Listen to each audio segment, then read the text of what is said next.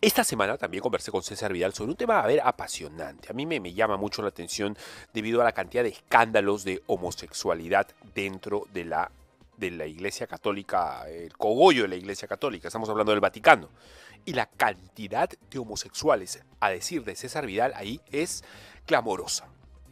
Y siempre está la crítica a nosotros los cristianos a ver, nos encargamos de sacar estas cosas al aire y de denunciar este tipo de prácticas en la vida común, pero también sobre todo en el cogollo y en el centro, en el núcleo de lo que es el catolicismo romano, que dice ser pues la sede única, extra ecclesia nulla salus, o sea, fuera de la Iglesia Católica no hay salvación, dice el Vaticano. O sea, si tú no eres católico, te vas al infierno. Y yo me pregunto, ¿y se han visto por dentro cómo son, qué es lo que está pasando dentro del Vaticano? Eh, un versículo famoso, 1 Corintios 6, 9, dice, literalmente dice lo siguiente, dice, ¿no sabéis que los injustos no heredarán el reino de Dios? Y es un versículo que por supuesto odian las personas LGTB o los activistas LGTB. Quisieran borrarlo de la Biblia porque es explícito. Y es de ahí, como ya no lo pueden criticar, simplemente dicen, por eso que la Biblia es irracional, por eso que la Biblia es contra derechos, por eso que la Biblia es antidiluviana, arcaica, y etcétera. Porque quisieran, por ejemplo, entre otras cosas, borrar este versículo. ¿No sabéis que los injustos no heredarán el reino de Dios? No erréis, es decir, no falles, no falles en el asunto. Charles Spurgeon decía que tener discernimiento no significa saber discernir entre lo bueno y lo malo. Tener discernimiento verdadero es saber distinguir entre lo bueno y lo casi bueno. Eso es discernimiento. No entre, porque discernir entre una verdad y una mentira es facilísimo. Eso lo hace mi hija de 6 años, ¿verdad? No. Entre lo que es realmente bueno y entre lo que casi, pero no llega. Se queda en el casi, lo que casi parece bueno. Y eso es lo que está diciendo Pablo acá. No erréis, no falles, no falles en el blanco. Ni los fornicarios, ni los idólatras, ni los adúlteros, ni los afeminados, ni los que se echan con varones, y luego varios más, heredarán el reino de Dios. ¿Y qué significa esto? Déjenme explicarles. En el griego original, Pablo lo escribió en griego, por supuesto, él no estaba hablando de afeminados en el sentido de los delicados, ¿verdad? O los cobardes, como han dicho algunos, ¿no? No está hablando de otra cosa, sino de los hombres que no son cobardes, o los hombres que son medios afeminados en el sentido de delicados, que no son machos, ¿no? Eso es lo que se ha dicho. No, Pablo no está hablando de eso. Pablo estaba usando un término que se llama malakos, o malakoi, como se dice en el griego original, que es a ver, ¿cómo lo diré? Es el homosexual que se cree mujer, ¿verdad?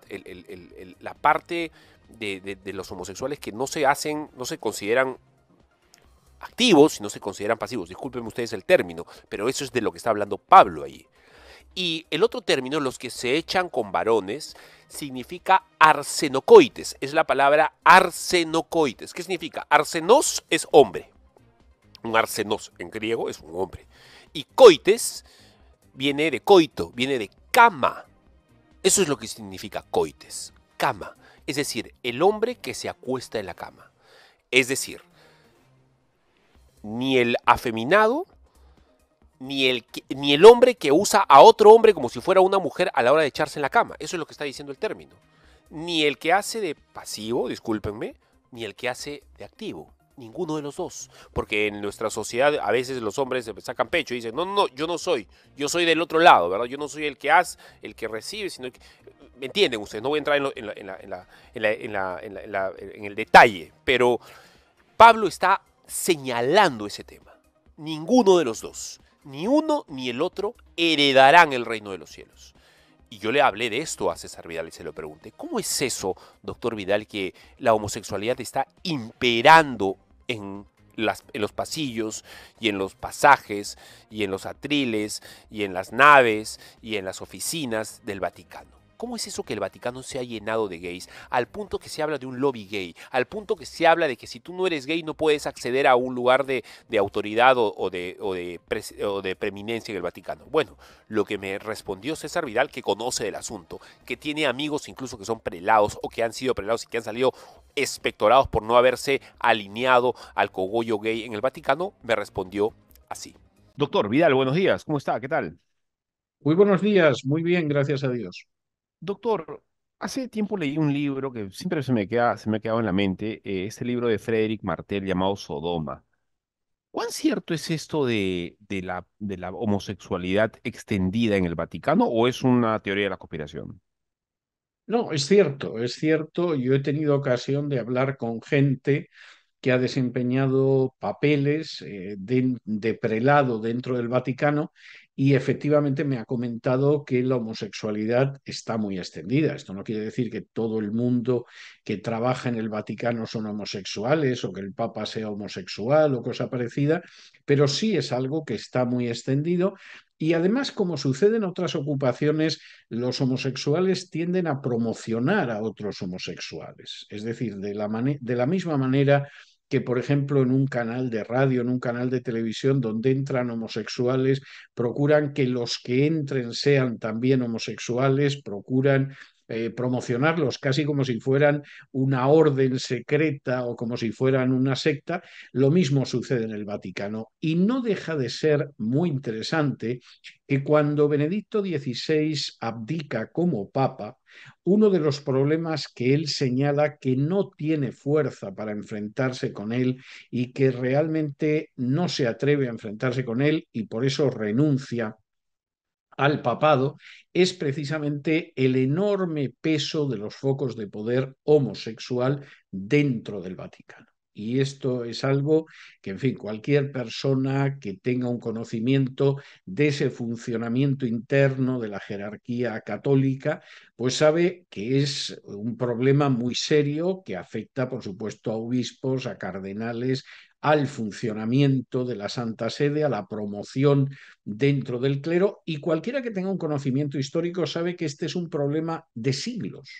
Es decir, hay libros en la Edad Media donde algún santo comenta horrorizado que efectivamente la homosexualidad es un problema más que extendido en las órdenes religiosas, en las jerarquías clericales, etcétera, etcétera. De modo que el libro no es exagerado.